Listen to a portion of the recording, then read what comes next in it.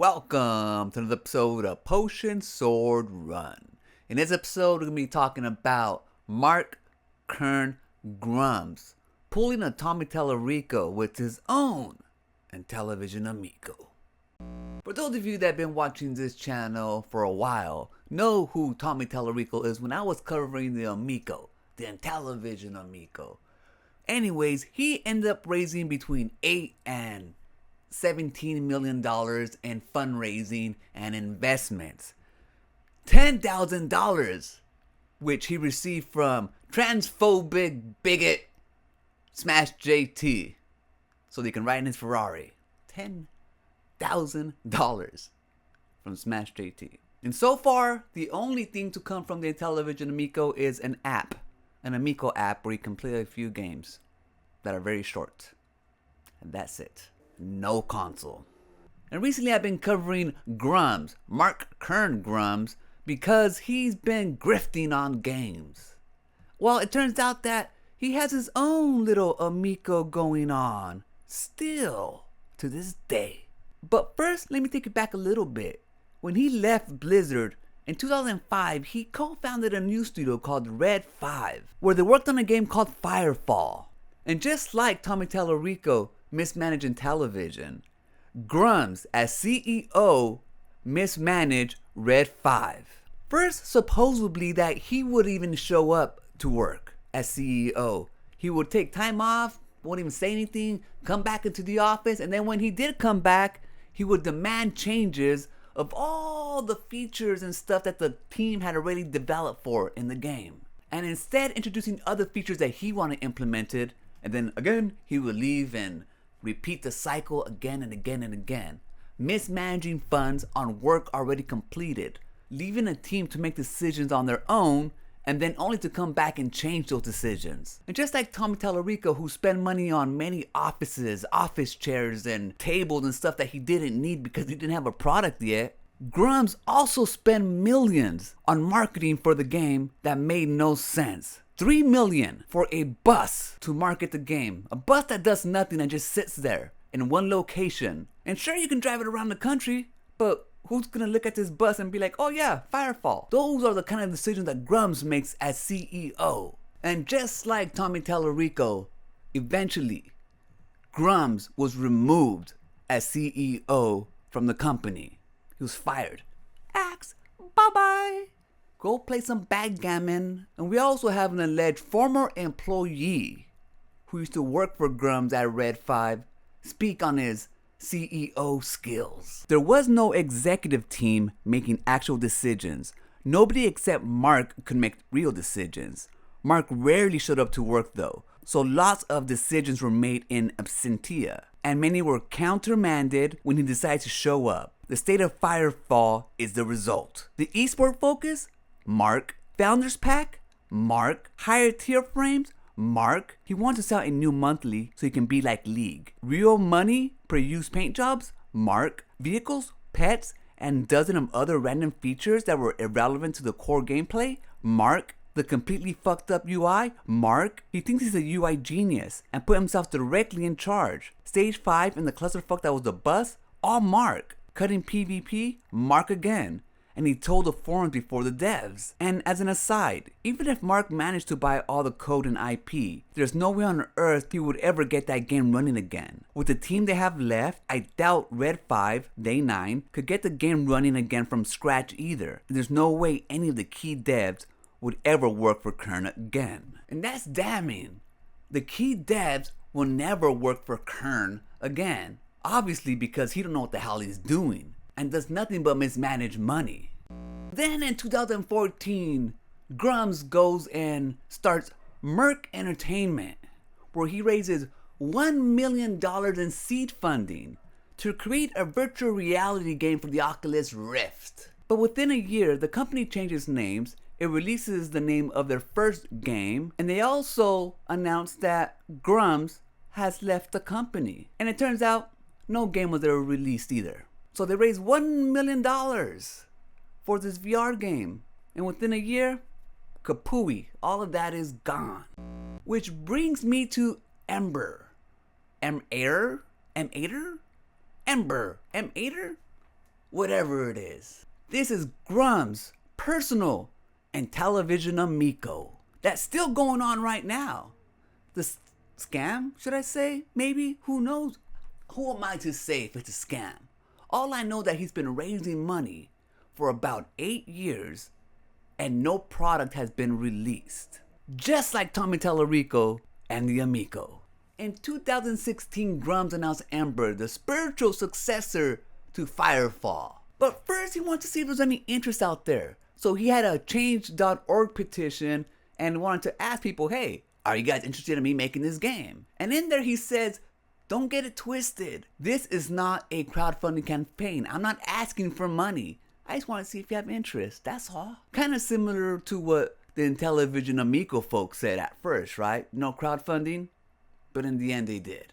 Grummz' first Indiegogo campaign raised a little over $3,000 for forums, art, and a website. And just like Tommy Tallarico, he would go on to use that website to sell investors, fans, customers, useless items. Whereas Tommy Tallarico sold you physical media labeled as games that weren't really games, and in the end end up being useless since the Amico never came out.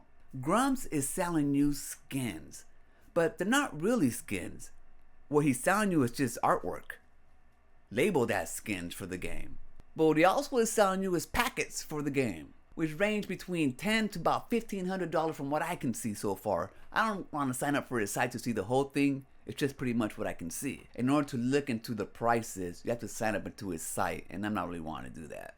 In Grummz' second Indiegogo campaign, he raised about $23,000 for the game. And in his third Indiegogo campaign, he raised about $107,000 for the game. But it wasn't just all going to go for the game. What it was going to do was go for a tech demo so they can do a bigger crowdfunding campaign on Kickstarter that needs a demo, like a working actual game, in order for them to, do that campaign on there. So all that money that they raised in this latest campaign, $107,000, was 5 times more than they were asking for. $20,000. That's what they were asking for, but they ended up raising over $100,000. And they said with that money, they'll be able to create the demo that they need in order to not only ship out to the people who backed the demo, not the game, the demo, but they're able to get that demo and put it on Kickstarter so they can actually go start asking people for real money, real investments, and actually get the game finished. So then I started adding up all the money, from all these Indiegogo campaigns. Then I started looking at the websites and all the stuff that they were selling. It's like I don't even know how to track that money because he's not disclosing it.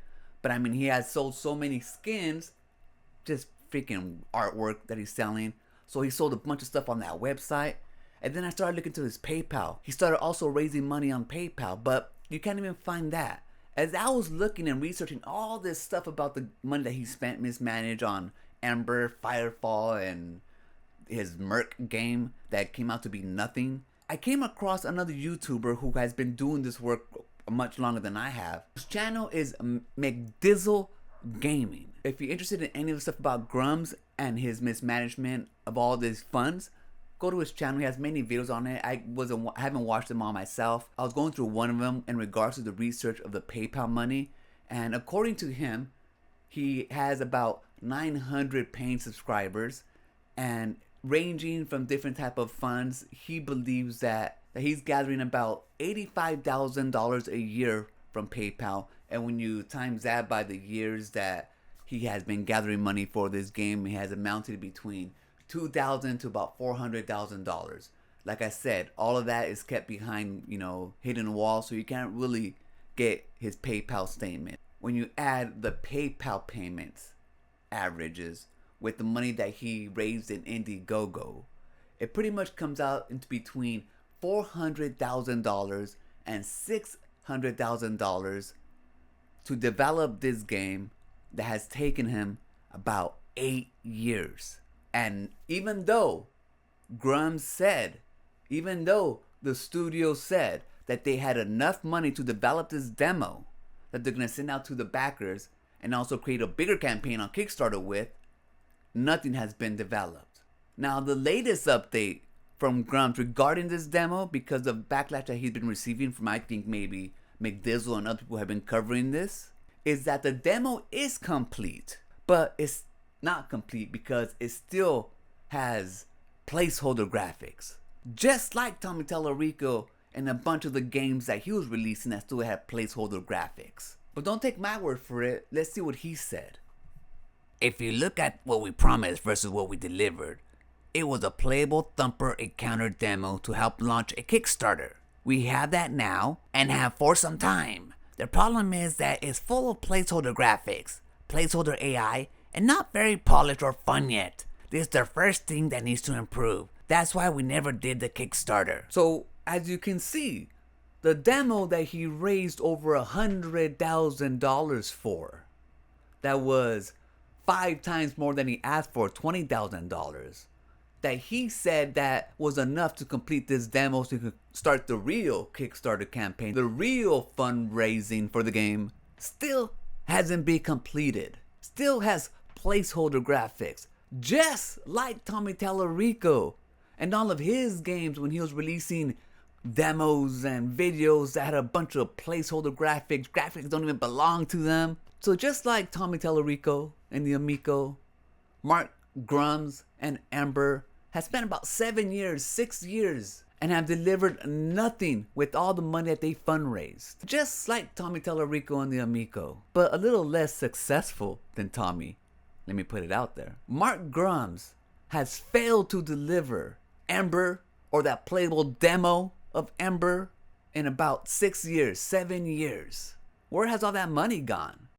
Now, to sum it all up, let's just say that Grummz does deliver on this demo that supposedly just has placeholder graphics that need to be replaced, just simple stuff. Let's just say that he does release his demo and he does launch this Kickstarter campaign. Are you really gonna invest in this this Ember? Do you really think that after all this time, 7 years when it was announced, after all the money spent, after not delivering on the demo, do you think he's capable of delivering a full-fledged game?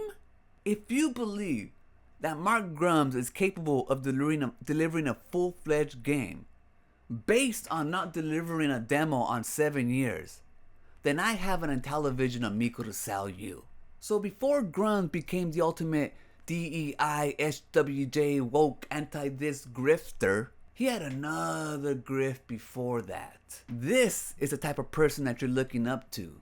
Someone who just takes your money and delivers nothing. Someone who's gonna promise you, someone who's asking you to still invest in his product after delivering nothing after 7 years. And he knows that the investments has stalled, that he had to shut down his Discord where all the communication was being done because it wasn't growing, that he now moved it to Twitter or X because he sees the resurgence of his career, his grifting career on that platform. And he sees the potential to make money, just like Brutus, just like Smash JT, and just like Stuttering Craig. Now, like I said, through all my research, I pretty much only skimmed through everything. You can really deep dive into all this stuff, and it just keeps on going down the rabbit hole, just like Tommy Tallarico and the Intellivision Amico. But to tell you the truth, I don't have the energy to stick to his corruption, to his scamming and scheming and non-delivering. It's just something that doesn't really interest me that much. The only reason why I'm making this video is to show you the kind of character that Grummz has, the kind of person that he is. Because a lot of people look at him for some kind of little folk hero fighting against the big guy, fighting against, politics and games. No, he's not. He's just found a niche. He found a way to make people angry and reactionary. He found a way to grift on people's insecurities and fears. And now, what he wants to do is get all those people to invest in his game. But if you really want to know more and really get into the nitty-gritty of this subject when it comes to Grummz and the mismanagement of his money, then follow McDizzle Gaming. He breaks it down in many videos. In fact, I'm gonna go through them after I finish up this video, because they really deserve a click. and he deserves a follow. He's a small channel, about 7,000 subscribers, and he puts a lot of work into his videos because, you know, the amount of research that I put into it, it doesn't compare to what he has put into his videos. But I'm gonna leave it right there. You guys let me know what you guys think. Remember to always love yourself and enjoy your life. Until next time, peace.